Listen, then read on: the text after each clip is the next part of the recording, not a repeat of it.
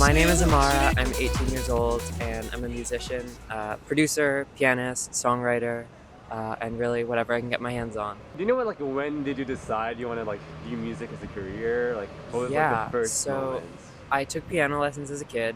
I took violin lessons and then I took piano lessons as a kid, and I quit them because I hated them. But as a kid, I was really into video games, specifically at the time it was Legend of Zelda. And I found an EDM remix of the Zelda theme by a big artist called Zed. And I liked it so much that I wanted to learn how to play the song on the keyboard, which we still had in the house.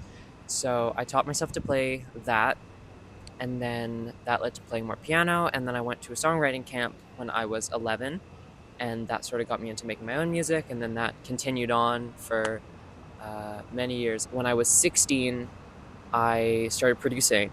I bought a MIDI controller because I thought it looked cool, and I realized I needed software to use it with. So I downloaded Reaper and started teaching myself that, um, and making electronic music and whatever else, and that's kind of how I ended up here. What draws you to, like, music specifically? Like, what about music, like, calls your name? Yeah, I think that, I mean, this, I can really only speak for myself on this. Different people interact with art in different ways. But to me, when I look at a painting or when I watch a movie or all these different things, it inspires an emotional reaction, but it feels like I am translating. It feels like I'm looking at it and thinking, this sort of represents this, and so that makes me feel this, and there's these steps. Whereas to me, listening to music is completely visceral emotionality. There's no translation. I'm hearing it and it feels like this. There's there's no kind of barrier there. And for me, that's very enticing. And it really makes me want to go and try and express my own emotions in that very visceral way. What do you usually, like, make music about? Or, like, what in your life do you feel like inspires your most? Yeah. I mean, being a producer and originally a pianist and making instrumental music is a little bit different. I think I know a lot of songwriters who feel like they can't write about things that aren't from their life, or that's really writing about specific things that happen to them is their key inspiration. And I would say it's not that for me. A lot of the music I make really starts out from a place of, I just think this sounds cool. Um, but obviously there is an inspiration from my life component of it. A lot of it is, rather than being from specific things that have happened to me or specific feelings, I think there's this feeling that's kind of hard to articulate where, I don't know, you're just out on a really lovely, beautiful day, um, and you just look at nature and at trees and just think, wow, this really feels like something. And I think that was something that I really wanted to translate. I think nature and music have there's a very clear line between them for me, and I think that's something I really like to explore. Lately, I've been making more of a foray into traditional songwriting, and there I'm drawing more from my own life experiences. But I think a lot of what I feel inclined to write music about is the feelings that I think I could only write music about, because things that are more specific I can maybe express in writing or in conversation. But I think the things where I can't talk about it, I'm like, okay, this needs to be music because I don't have another way to talk about it. Don't let me go, I'm holding on to your words. Get out of my head. The ones that I say to myself feel undeserved, like phased out of existence. And why does everyone else know how to wear the round on my cheek? Just another Writing the thing lyrics I to can't Porcelain was forget. interesting. It had a bunch of different versions, like the rest of the song, a bunch of different angles, but it kind of centers on this feeling of needing other people's approval because you think that your own isn't enough, and there being things that you wish you could change. And I think in a lot of the music I listen to, I am really into this feeling of grief, and not just grief about in the conventional way of losing something, but I think grieving things that you wish you could change, and grieving things that you can't have, and this fusion of grief with a layer of hope that you can bring to the future. And so that's what I was trying to touch on with these lyrics. Do you, like, ever, like, doubt yourself, or, like, you think you're not good enough? I think I mean, Always a little bit. I think there are definitely moments where it became more prevalent. I remember when I first started producing, I mean, I'd been doing piano basically my whole life, and so just being a beginner again was really scary. But I think the fact that I've started new facets of the discipline and managed to get to a point where I'm, feel good about what I'm doing and feel hopeful about what I'm going to do in the future has given me a level of tolerance for failure. I think now when I start doing something new, like I started teaching myself the guitar recently, and I'm not good, but I think I'm comfortable in those stages now. I'm like, okay, this is familiar. The part where you're not good that means you're on the path to being good.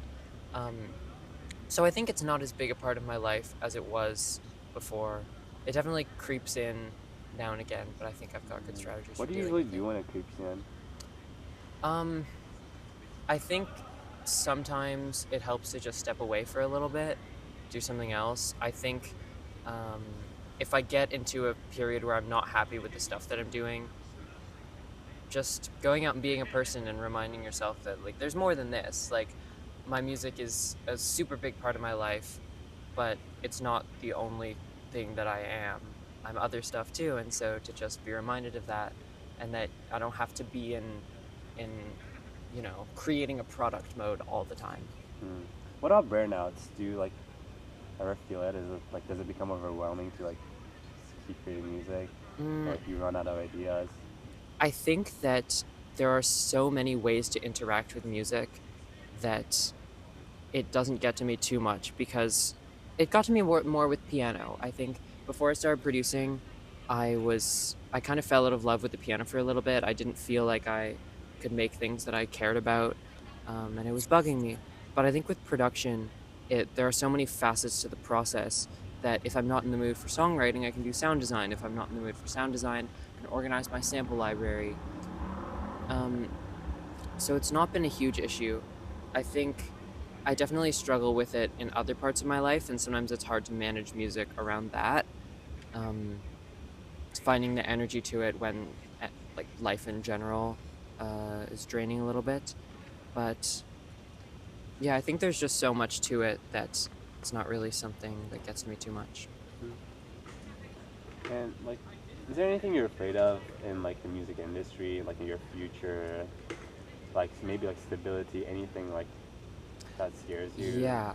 So I'm in university right now. My degree is computer science and computation arts, which for me was meant to be half coding, half music, because outside of music production, my other discipline is coding. And I think growing up, I was always really afraid to commit to music.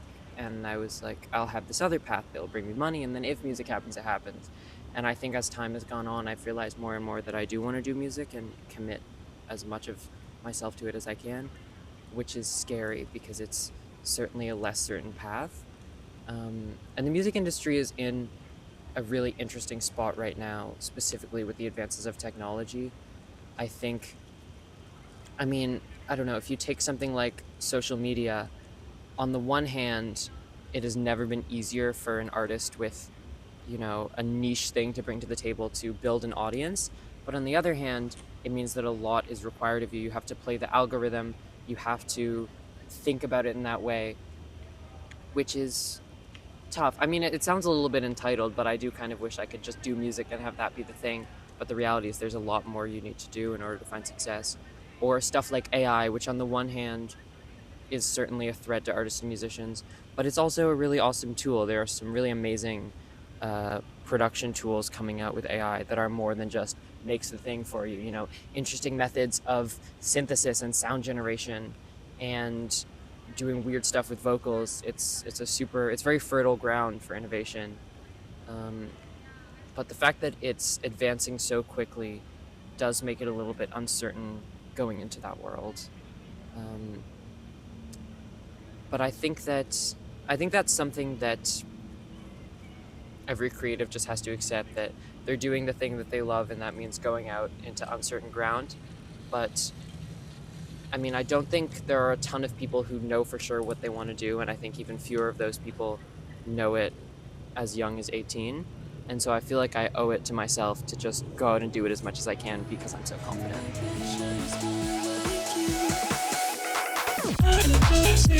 I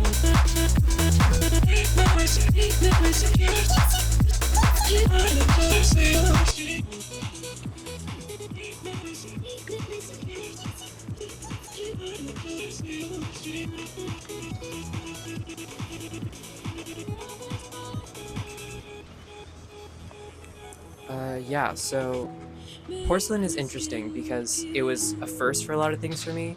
It was the first time I recorded vocals. I was doing a lot of sound design techniques that I hadn't done before. Um, and it's got the most moving parts. It was probably the most work I've ever put into one project. Like every section of it just had a million iterations. But when I listen to it, I think I can really feel how much work I put into it. And so that brings me a lot of satisfaction. Yeah, like it started from these piano chords, and then I threw these vocal chop layers over it after we'd done the recording section. And for the drop, I chopped up the parts of my friend's vocal and then layered them and put a bunch of EDM drums over it, which sounds like this. I threw a little turn up the bass sample in there just because I really like club music that is emotionally leaning but also doesn't take itself too seriously. I feel like this is like kind of emotional and touches on things that are close to my heart, but it's also a fun banger. Synthesizer solo to take it all home. This was my first time recording anything on an analog synth, which was a really fun experience because usually I can meticulously edit in the DAW, but I can do that here.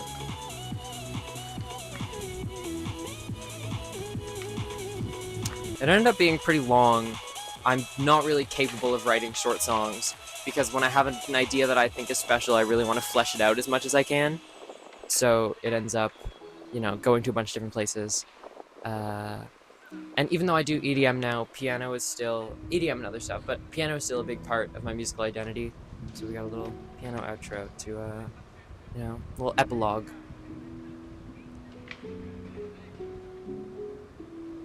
This piano section was actually adapted from a piece written by my friend who's on vocals.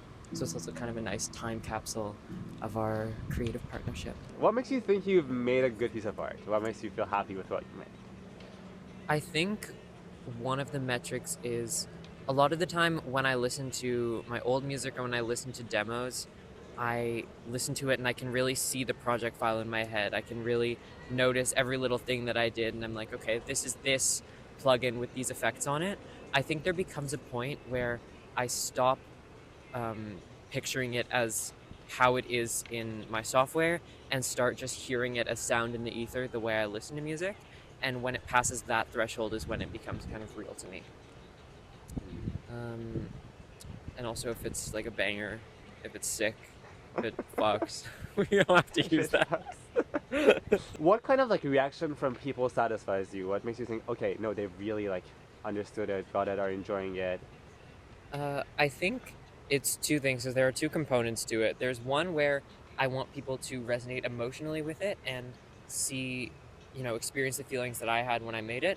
And there's one where I want my technical work to be valued. I'd say I appreciate the first one more, but they're both important. I think in terms of emotional reactions, yeah, well, if I can see that people were moved by it or felt something by it or when their words reflect what I was feeling when I made it, I think people will comment on the things that made me excited when I was making the track. Someone will say, oh, I really love this tiny, minute production choice. And when I made that production choice, I was really feeling myself and like, oh yeah, that's awesome.